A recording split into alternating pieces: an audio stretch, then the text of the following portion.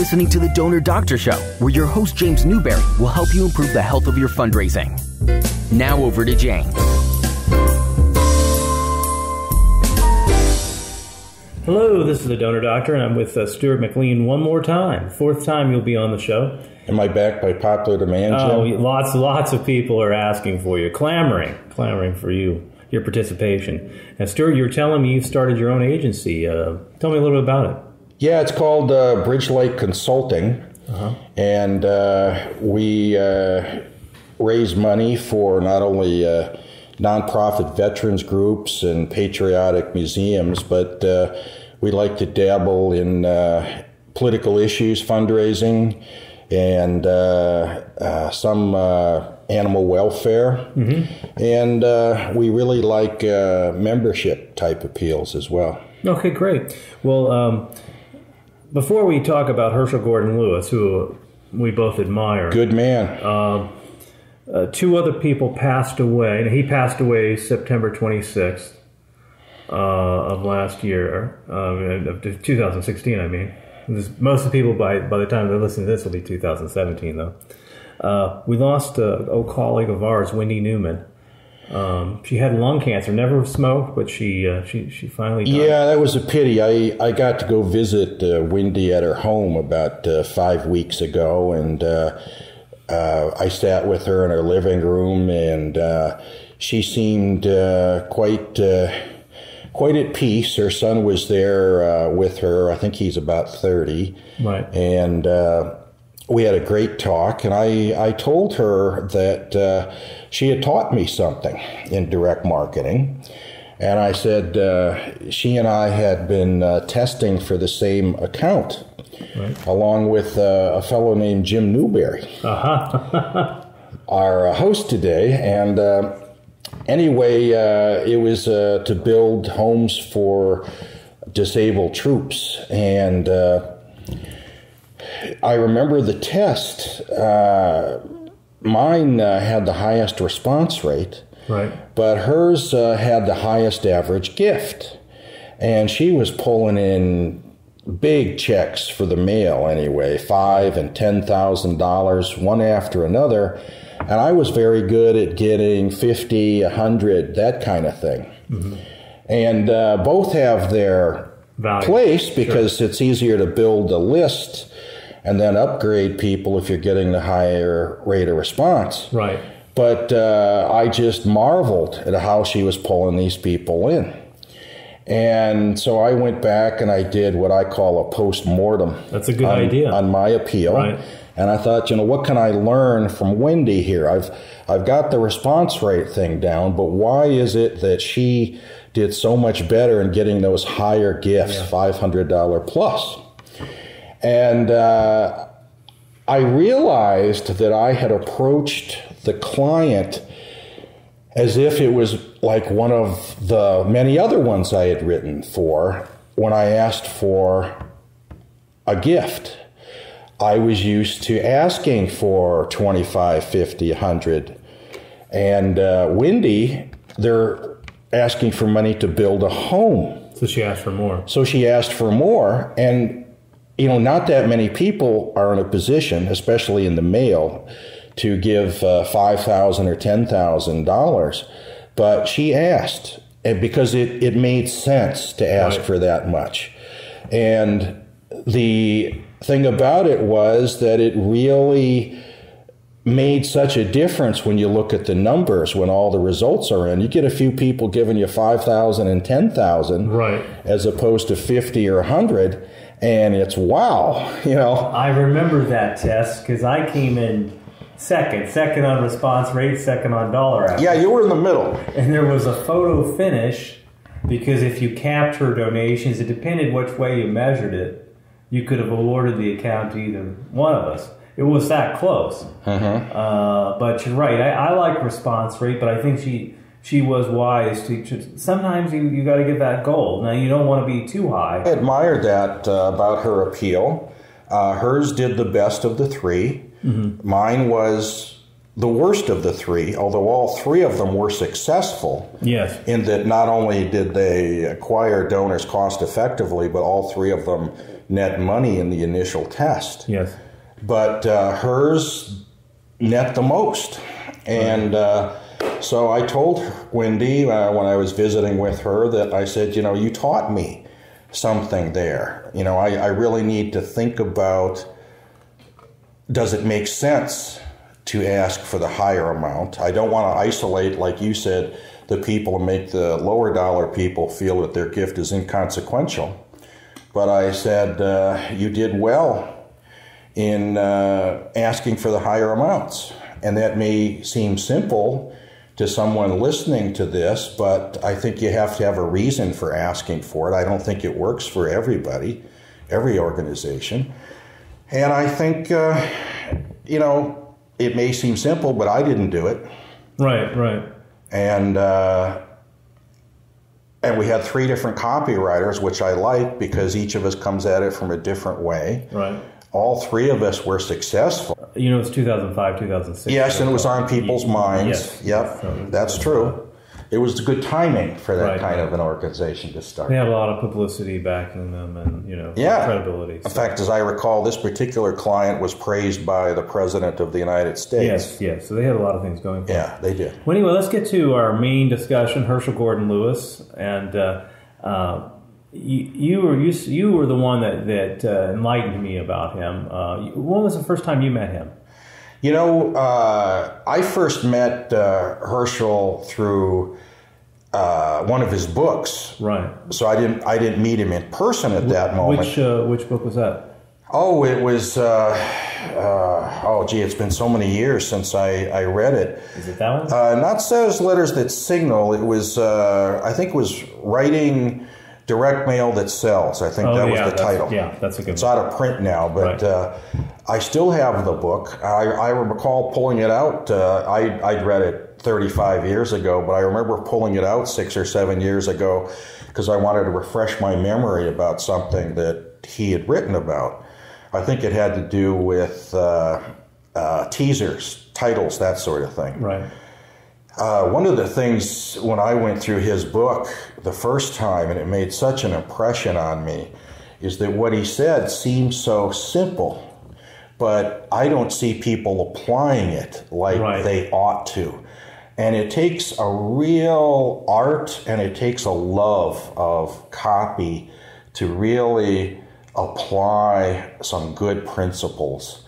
And I think there are times that it's okay to violate rules, but you have to have a good reason for it and justify it. You need to know the rules first. So I see some people that apparently don't even know the rules. No, I think part of the problem in our business is that everybody grew up learning their ABCs, so they think they know how to write a fundraising letter.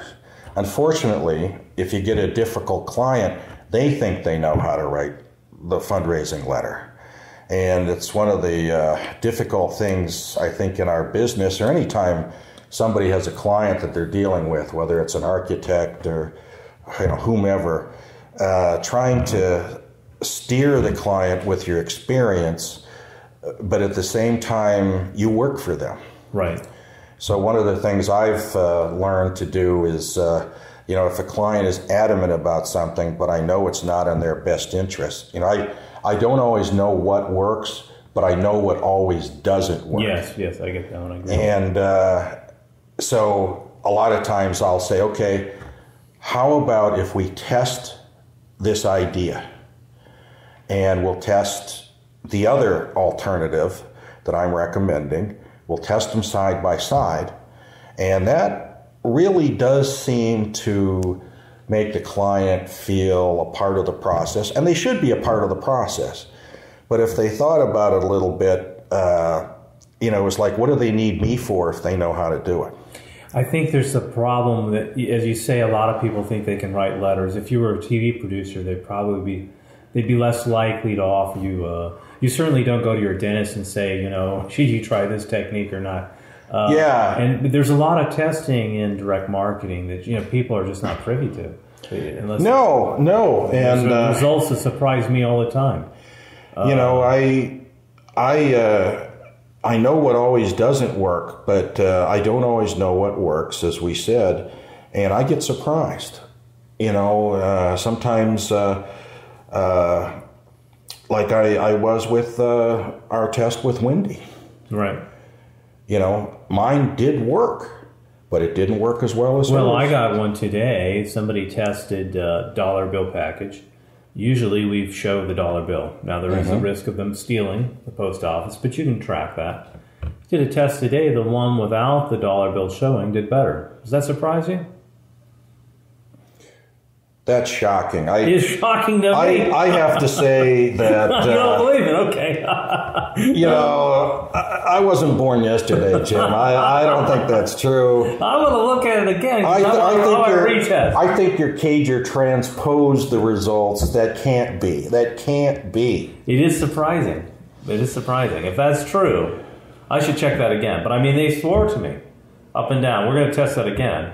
Well, I think another test, because that flies in the face of decades. I would think so. But I did one before. I had a colleague, and we were doing a postage test.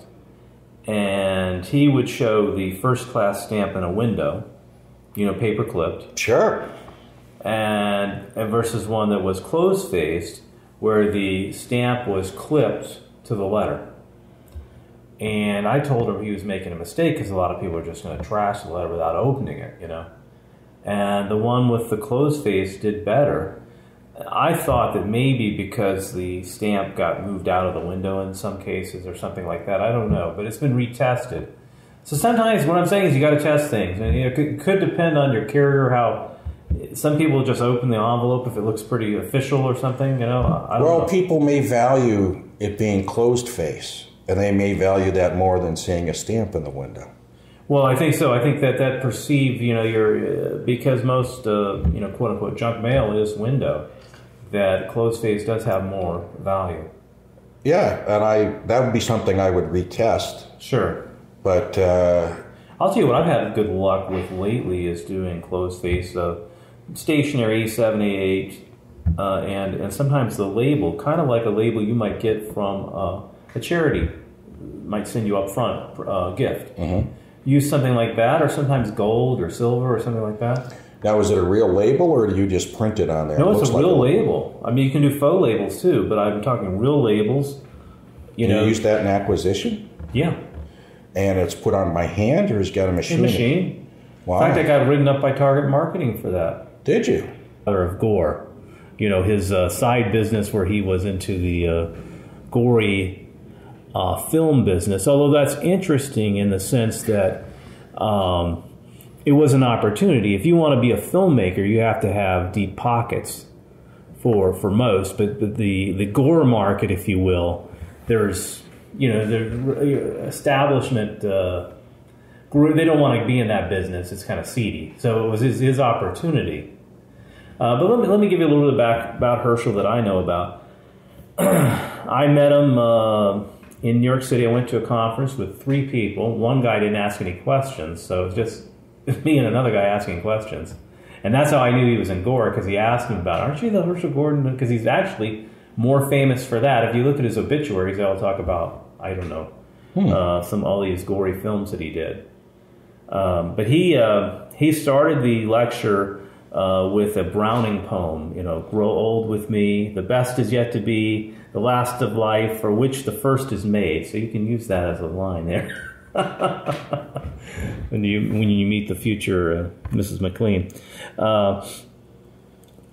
He was a big believer in the word he kept using, which I had never really heard much of, is verisimilitude. Are you familiar with that word? Yes, it's in his books. Yes, it's authenticity. Yep. Veritas, coming true in Latin. And I so often see things that don't look authentic. They'll have a black handwritten font and then another blue cursive. They totally don't match, and they're on the same envelope. It looks awful. That kind of thing. Yeah, well, that's what I call cookie cutter direct marketing, whether it's fundraising or commercial, consumer. It's like one size fits all. Right. And you can't you cannot be as effective. Maybe you've got a really good offer, so if you do something like that, you'll think your package worked, and maybe it worked, but it didn't work as well as it could have, perhaps. Right. You really have to think through each appeal and what's going to be in it, and what the graphics are, and that takes more time. Some of us have worked for people who just think, let's just throw it against the wall and see if it sticks. So if you have an employer who doesn't have a respect for copy in particular, till quitting time over one carrier teaser. Yeah, but you have to do that. It makes sense, actually. There's so much. You can write a letter. You've had letters that you've been able to mail for 10 years. Am I right? Yeah, and I remember with one employer, I'm having my monthly accountability meeting, and they were projecting some returns I had for a particular client up on the wall. And I said, would you stop for a moment and take a look at these 2 appeals? And we had enough returns in to see which one worked.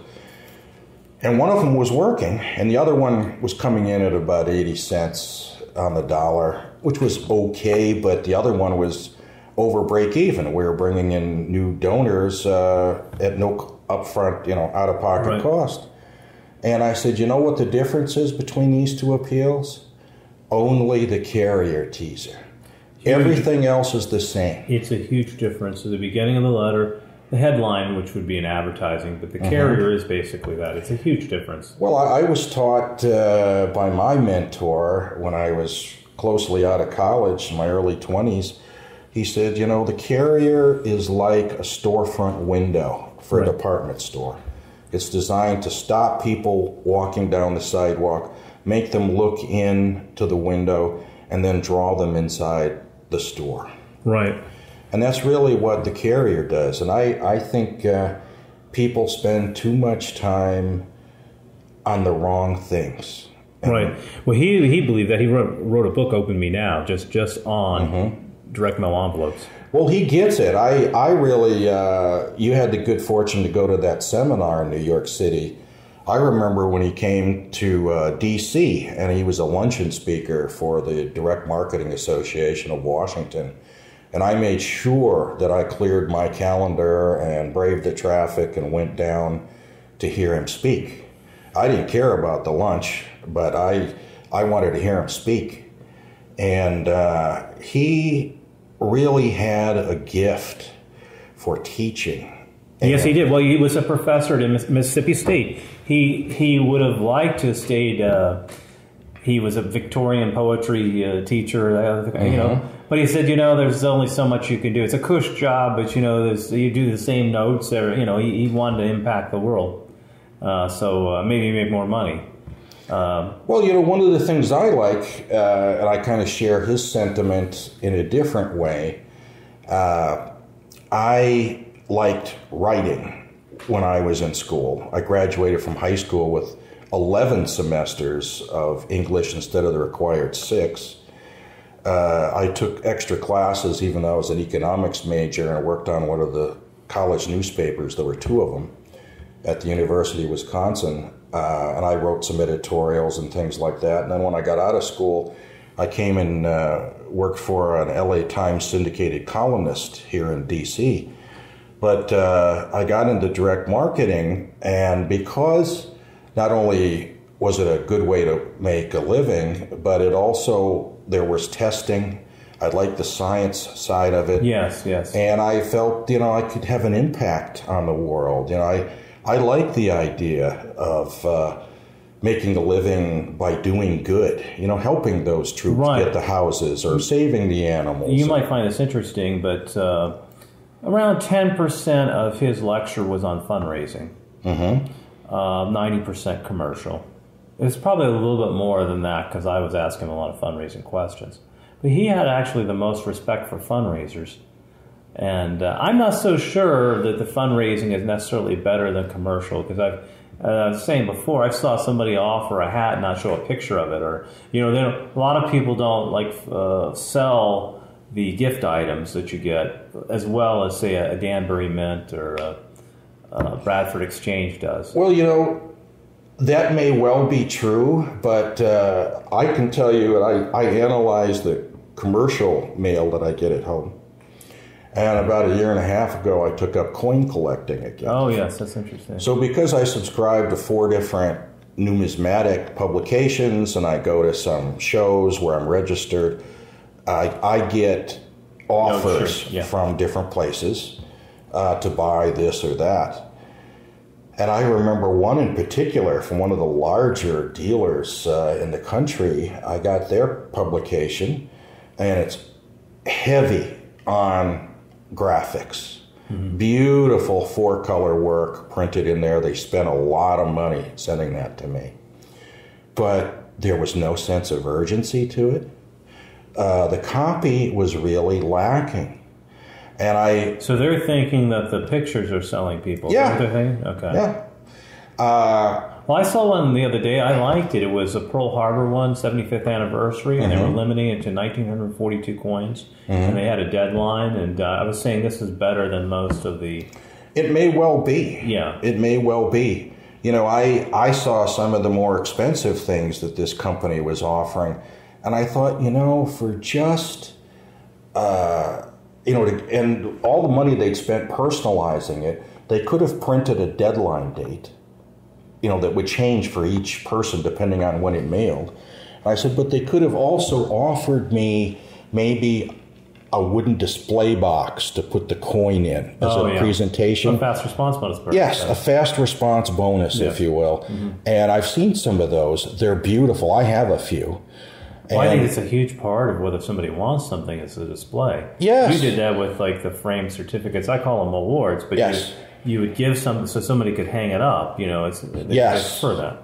Yes. So you can. It's presentable right away, and it's a treasure. It's like your own little treasure chest. A beautiful cherry finished, hinged wooden box, and you can get those very inexpensively, and. But when you have an item that costs several $100s, why not give that as a fast response bonus? Sure. Simple to do. Well, getting back to Lewis, this is the information you asked for is better than saying this is the information you requested. You want to write copy like you have your arm around the guy. You don't want to be, dear sir or madam. It's too formal. You want to be like a buddy to him, and that. Also, just like words like quality, they don't mean anything. There's, the age of skepticism. You talked about that. Oh, yes. He was outstanding. Of course, his literature is here, and you can read it, and I would encourage you to do that. His hero was Claude Hopkins, who I know you're familiar with. Oh, yeah. And the beauty of Claude Hopkins is he didn't write that much, so there's really no excuse not to read Claude Hopkins. And when asked about, he thought Claude Hopkins was the guy. That was who he looked for. He was a genius. That was his North Star, was Claude Hopkins. So he's somebody worth reading, closely. Herschell, I think, was an excellent tactician. Sure. And I think Claude Hopkins was a great strategic thinker. And I think if somebody gets their books, which you can find on the internet, you can get a used copy from somebody for sure. Sure, yeah. Spending some time with both of those gentlemen and reading, but not just running through it. Read a chapter and then think about it for a few minutes. Digest it and do the and then try to apply it. Think about your own work. Think about that. Then read the next chapter. I like that. Then you're really schooling yourself by some lions of the industry. One of the things he talked about a lot, which was interesting, was how he got into the plate business. Are you familiar with the plate business? I've seen the plates put out by there's 2 companies I can think of that do it. It's faded, but it was interesting. He was in the motion picture, the Gore things, and I think he had some run-in with his partners where he got the short end of the stick, and he had some other issues we spoke about. So he had to rely on his writing abilities, and he was working for Bradford Exchange, and this is probably, in the 60s or whenever it was. Their best list was Calhoun Collectibles. which didn't have a plate series. So they contacted him, or he contacted him. He came up with the idea of the creation series, which was the book of Genesis. Mm-hmm. And he said, typically, like for Bradford, these are continuity series, so you can lose money on the first one, right? Because you can make money on the other ones. They typically had 4. That was the average. The creation series had 9. The average person bought 9 plates. And the way they did it is they limited the number of plates you had. And each one was given a unique number. Say they did 5,000 plates, this would be something he just created. I think he was most proud because of just and that was a huge business. Do you know the artist that was most popular for the plates back then? Andy Warhol? No, Norman Rockwell. He loved. In fact, he did a book on Norman Rockwell too. So it's interesting. So you have somebody who loves poetry, Norman Rockwell, and does gore films. So it's quite a unique individual. Yeah, that's quite a combination. And I remember him saying something that kind of changed my attitude. I think we all kind of get in our own bubble, and I don't pay attention to the Enquirer. I wasn't. Now I do. I look at the headlines of the Enquirer. He read women's magazines. He said you should read kids' magazines. He said, if you want to know your market, you need to be aware of these things. So he was a big believer in that. So he was very, very good. Well, he was somebody that I respected because he was a student of his calling, and he was always trying to get better. Mm-hmm. And great teacher. I wish I could have had him in college. He was a big believer in the clarity commandment. You know what that is? You ever heard him say that?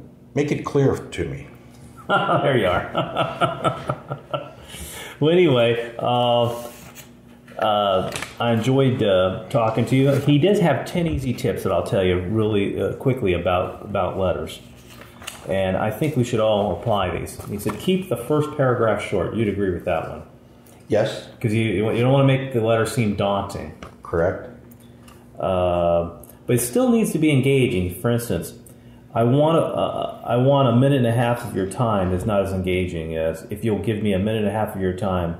In turn, I'll give you information about an opportunity you've never thought would be available to you in today's marketplace. A little bit longer than I like, but you see it is more engaging. No, but I think you could do that in 2 lines.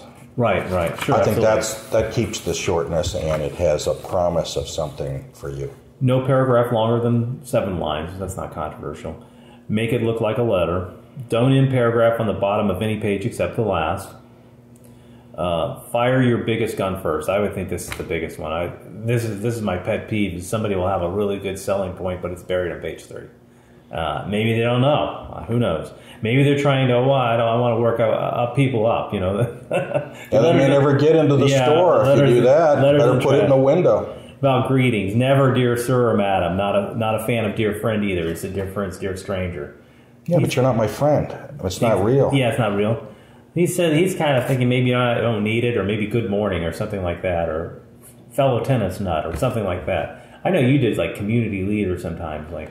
Yeah, I did. If you're writing for the Democrats or the Republicans, you can have dear Republican community leader, for example, or dear Democrat,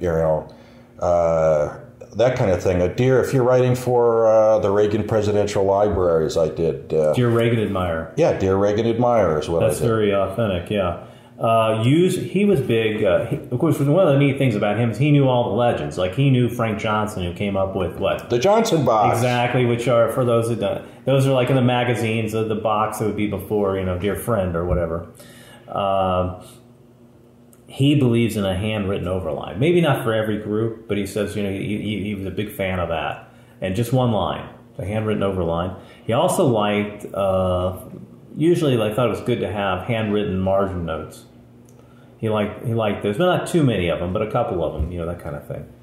About PSs, because I know they're so important, they should either reinforce a key motivator or show a benefit that's pretty obvious. You don't really have to explain that's new. So that would be more of an authentic PS, something you didn't talk about before. So that was one of his things. And then he had 6 great motivators. He had fear, exclusivity, greed, guilt, need for approval, and anger. Although he thought anger was more just for extremist groups, but I tend to disagree with him. I think almost all political groups use anger. Well, I think the Bernie Sanders supporters were angry. Sure, I think I don't agree with them on that, but I don't think anger is always a bad thing if just people are angry. Sometimes there's a good reason to be angry. You know, I'm with you. Anyway, he liked stamps. You know what I mean by that? Stamps, the kind of he liked handwritten envelope teaser. It's like somebody took a hand stamp. Yeah, that's what he liked. He thought that was good. Clarity commandment. He went over that a lot. So, there was so many things I learned from him. It was. Well, I would add one thing to your section on PSs there. Okay. I like what he said, but I really think the PS also needs to motivate me. Mm-hmm. Not just tell me the benefit, but get me to want to move over to the reply right now. Right. Too often we've got people sold, but we don't close the deal because they set it aside. I'll do it later when I'm paying my bills. Right. Well, then they've lost the fire. Forgot. Yeah. And do I really want to send $50 for this to support this? And you've lost them. Mm-hmm. So you need to make it an impression on people, and you need to make it important to them. You can't just, when I've had Cub copywriters bring me copy, feel it's important, motivate me. And that kind of fits in with what you were talking about, the word choice. Right. He spoke about important has been abused.